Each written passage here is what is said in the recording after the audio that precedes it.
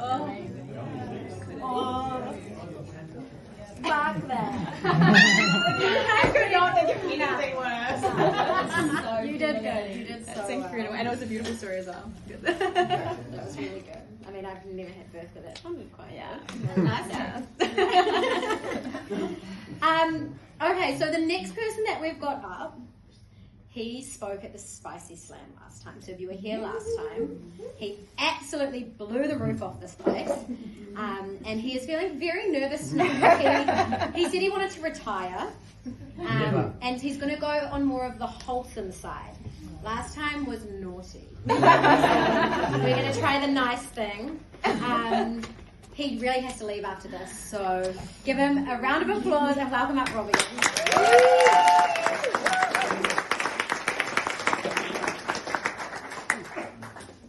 Good evening, everyone. My name is Hobson. So tonight I'm gonna tell my mom's story. So basically I'm from Brazil. I'm from a very small town, very countryside, so it is my mom. She was 16 years old, boyfriend. She only dated this guy, because he had a cool motorcycle. Which sounds accurate, because at 16 years old, I'll probably be dating a guy with a cool motorcycle. So then, what happened to her is, as Sophie said earlier, what the worst nightmare of a girl, she got pregnant at 16. She was in high school back then. According to my auntie again, my auntie is the one who gave me all the hot goss, because I was not there. So my auntie say my mom was very lazy and did not like to study. She failed like 1 year of high school, and she was just like looking for like dating and stuff. So yeah, she did what happened to her was the worst nightmare of a woman. Got pregnant at 16 when she was in high school.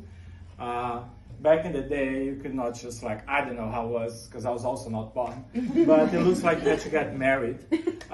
So she did get married with this guy from the cool motorcycle, which happens to be my father, which I'm the reason why they got together in the first place. So basically, they had to rush the wedding, according to my auntie again, because the belly is popping out. Some people might have thought at the wedding, like, how dare she wearing white? But she went through it, and she got married, and she decided to have me. She had me. People didn't think about such thing as abortion back then, I think. But also at the same time, at 16 years old, that means since she was having a baby, she'd have to move to my father's house, which was 5 hours away from my family.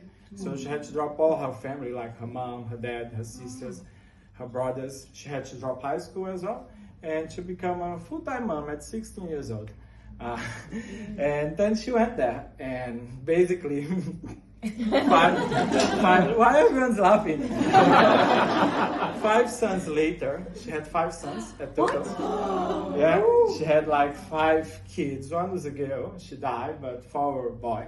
4 boys later, my father was completely against any of us men doing any chores in the house, brooming or doing the dishes, because he said it was a woman's job. So she had to do a lot, It was 4 kids to take care of and to cook and to do everything. But I could tell that my mom, the thing is, since she dropped high school, she didn't have any income. Every money she had to ask my father. And my father was broke. He didn't have any money as well. So everything should have to go, do you have money for, for this for Hobson, or for this for Ismail, or for this for Marcilio, or this for me. And this should be very stressful, I guess, in a way. So I could tell she always wanted to be independent. So basically when I was 12 and she was pushing 30, she made a decision. She wanted to go back to study, and she wanted to go to high school again. And so yeah, she was pushing 30s, almost, when she decided to go to this school with 4 or 15 years old. And this should be very terrifying, just to mingle or to, get back to study again after so many years, just being a mom. But once again, my father was completely against. He forbids her. He says she should not go back to study because a woman could never earn more than a man.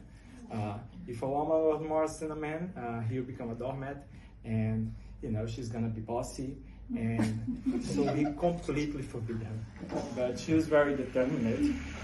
She had to walk. He would not drop her at school, so she had to walk like 5 kilometers every day.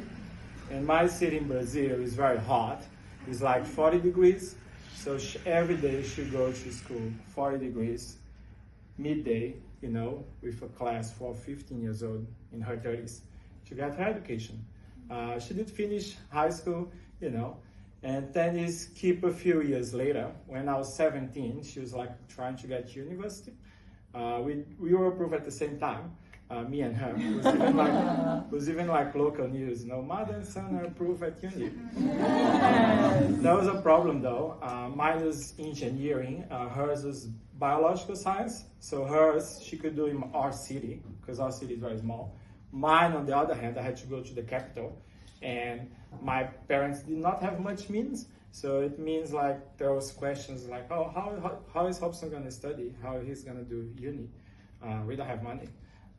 My grandmother, she had to interview, and she said, no, I'll help Hobson, you know, with the things for uni and, you know, like accommodation and such.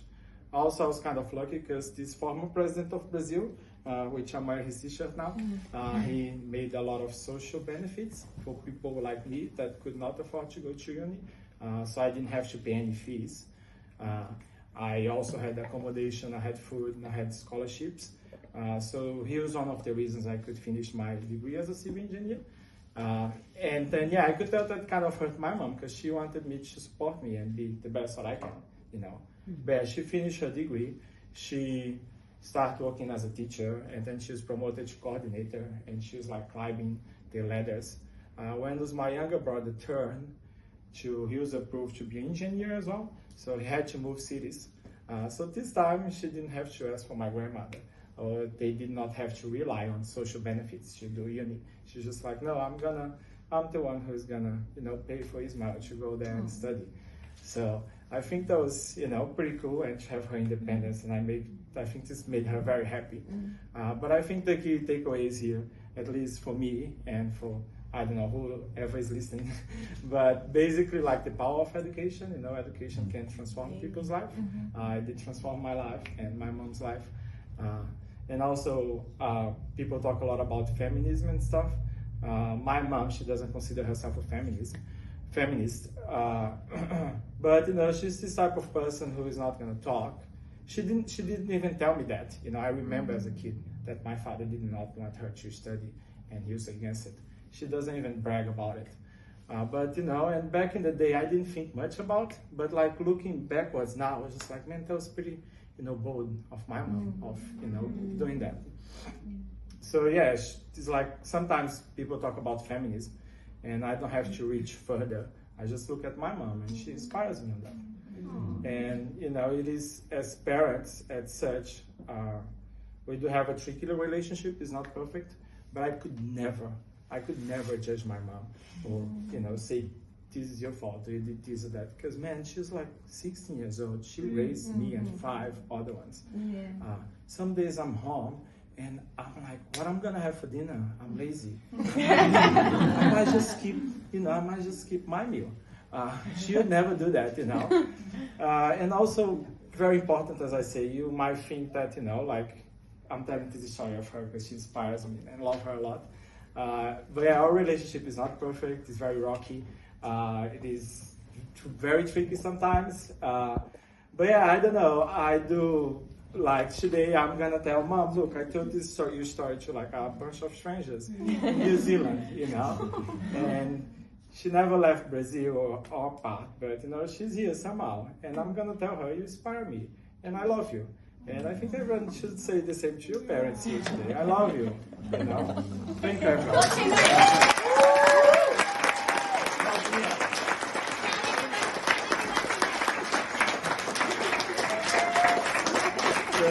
Her name is Robinha, by the way. Robinha!